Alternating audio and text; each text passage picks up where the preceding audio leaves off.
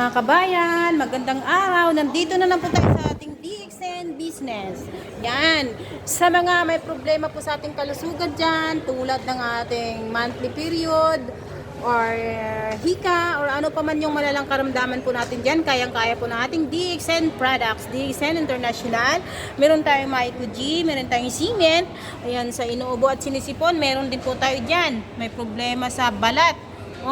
Vitamin C, gusto nyong protektahan na inyong liver at ang ating mga heart.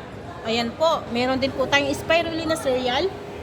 Meron din po tayong ating mga, so yun po yung ating mga vitamins, coffee, etc. Meron din po tayong ating mga shampoo, sabon, toothpaste, massage oil na kung saan natural, wala siyang chemical. So, yun lang po mga kababayan. So, sana subukan niyo po ang ating DXN International. Ayan po sila, sir. Hi all. Ang ating mamshi na napakaganda, na nandito na rin, na napasama ko talaga sa ating DXN. Hey, good morning, sir. Good morning. Wow.